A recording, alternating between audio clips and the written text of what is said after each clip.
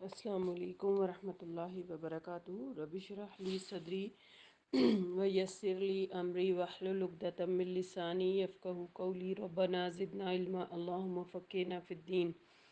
آیت نمبر 166 سورہ النساء تک ہم پڑھ چکے ہیں. ریکیپ کر لیتے ہیں. اعوذ باللہ من الشیطان الرجیم. بسم اللہ الرحمن الرحیم.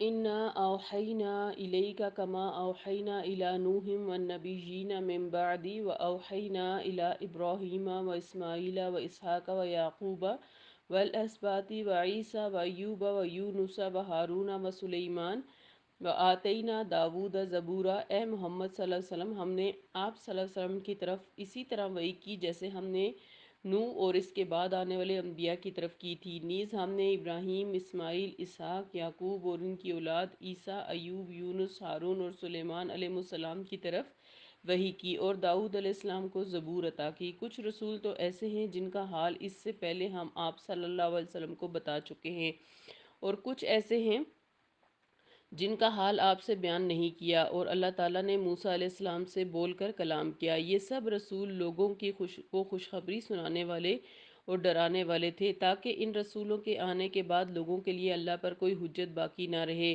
اور اللہ بڑا زبردست اور حکمت والا ہے. بلکہ اللہ تو یہ گواہی دیتا ہے کہ اس نے جو کچھ آپ کی طرف اتارا ہے اپنے علم کی بنا پر اتارا ہے، اور فرشتے بھی یہی گواہی دیتے ہیں، اگرچہ اللہ ہی کافی ہے گواہی کے لیے.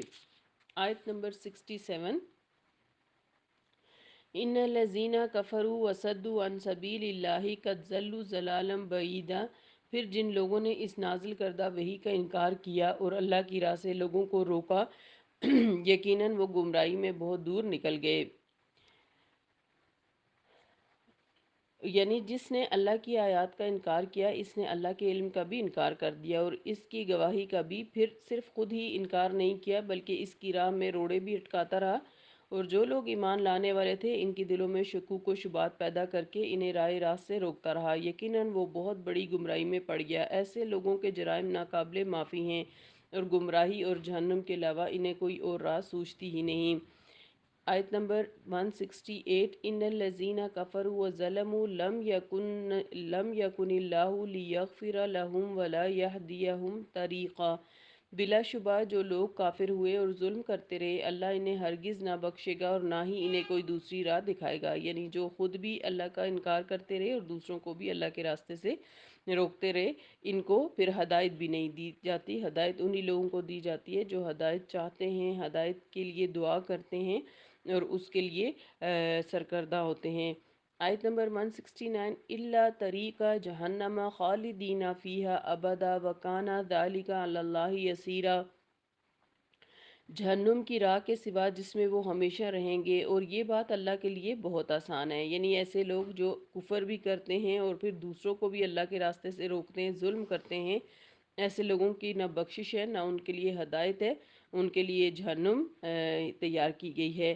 آیت نمبر 170. یا ایہا الناس قد جاءکم الرسول بالحق من ربکم فآمنوا خیرا لکم وان تکفروا فإن للہ ما فی السماوات والارض وکان اللہ علیما حکیما. لوگو، تمہارے پاس تمہارے رب کی طرف سے رسول دین حق لے کر آ چکا ہے، لہٰذا تمہارے لیے بہتر یہی ہے کہ تم ایمان لے آؤ، اور اگر کفر کرو گے تو یاد رکھو کہ جو کچھ آسمانوں اور زمین میں ہے سب اللہ ہی کا ہے، اور اللہ تعالیٰ سب کچھ جاننے والا، حکمت والا ہے.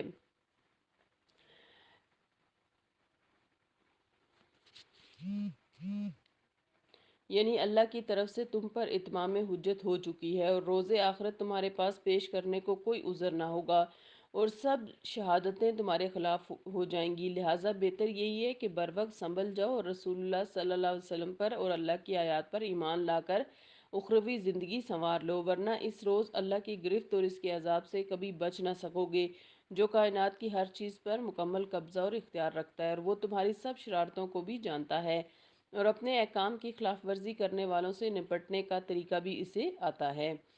آیت نمبر 171.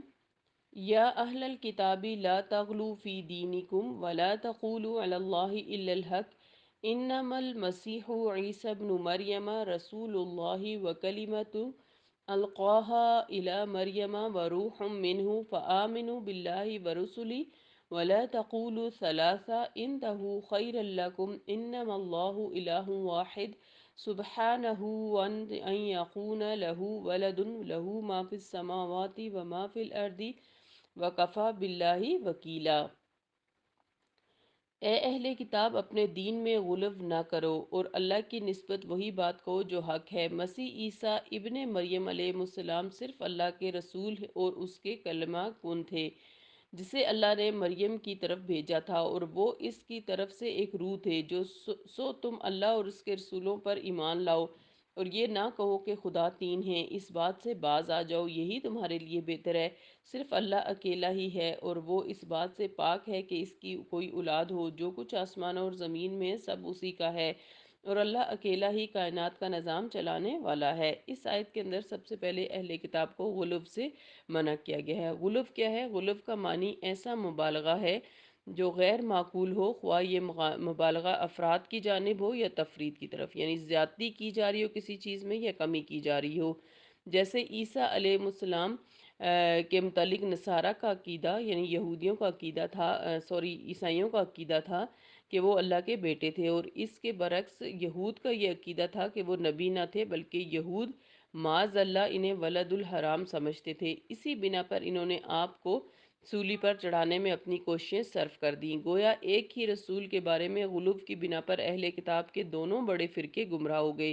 امت محمدیہ میں غلو کی مثالوں کے لیے سورہ فرقان میں ہم انشاءاللہ تفصیل سے پڑھیں گے، لیکن تھوڑا سا آپ کو بتاتی چلوں کہ امت محمدیہ کس طرح سے غلو کر رہی ہے۔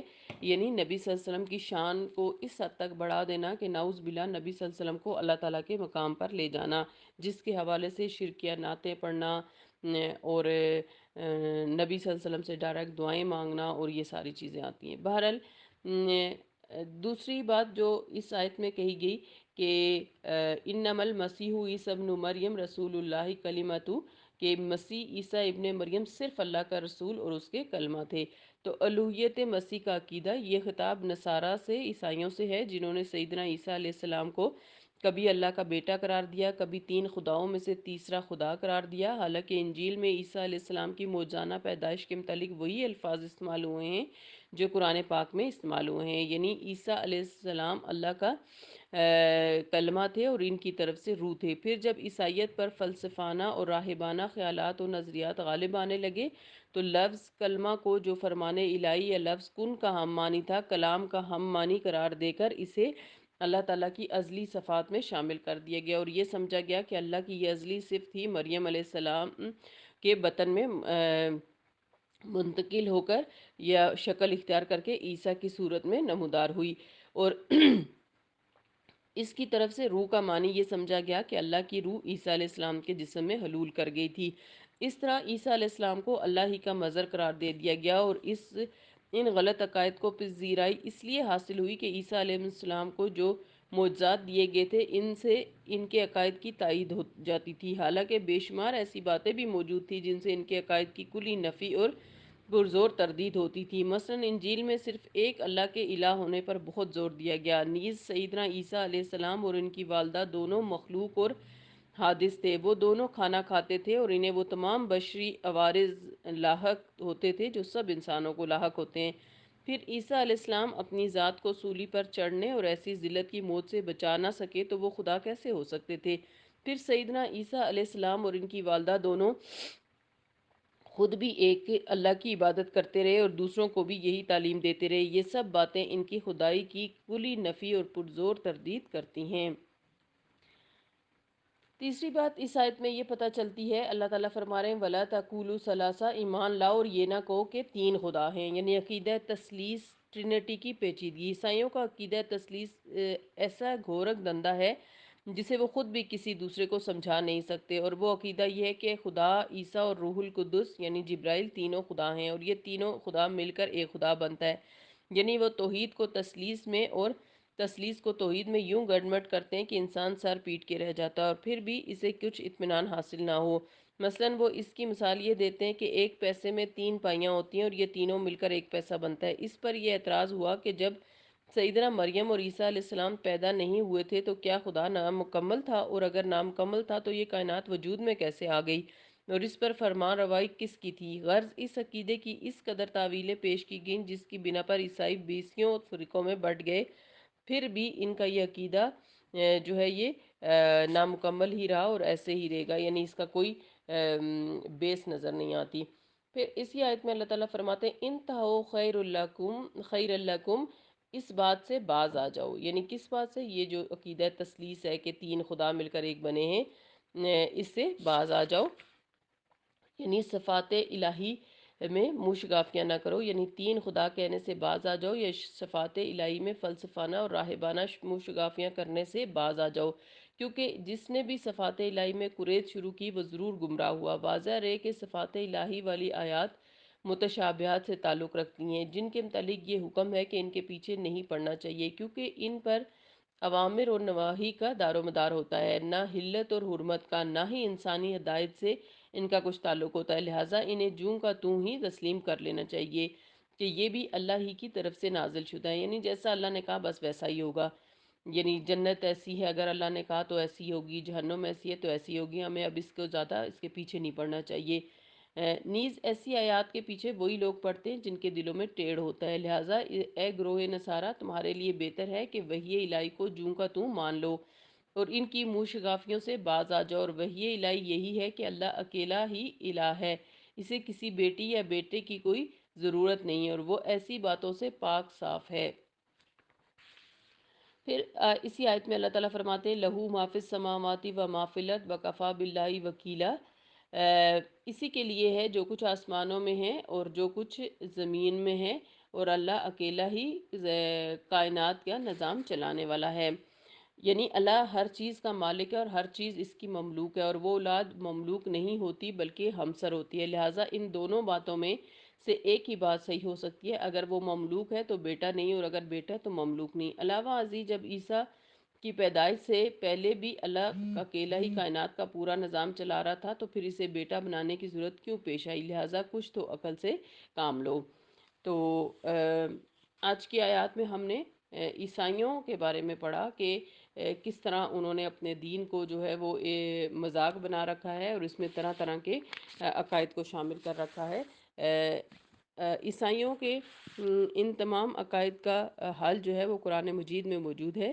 اللہ تعالی ہم سب کو توفیق دے کہ ہم قرآن پاک کو سمجھ کر اس پر عمل کریں اور اس کو اتنا زیادہ پھیلائیں کہ عیسائیت اور عیسائیوں کی طرف بھی صحیح دین کا علم لے جا سکیں اور وہ بھی قرآن پاک کو پڑھ کر اپنے غلط عقائد سے جان چھڑا سکیں۔ اللہ تعالی ہم سب پر اپنا خصوصی کرم فرمائے، قرآن پاک کے مطابق زندگی گزارنے کی توفیق عطا فرمائے، آمین۔ سبحانک اللہم و بحمدک، نشہد ان لا الہ الا انت، نستغفرک و نتوب الیک۔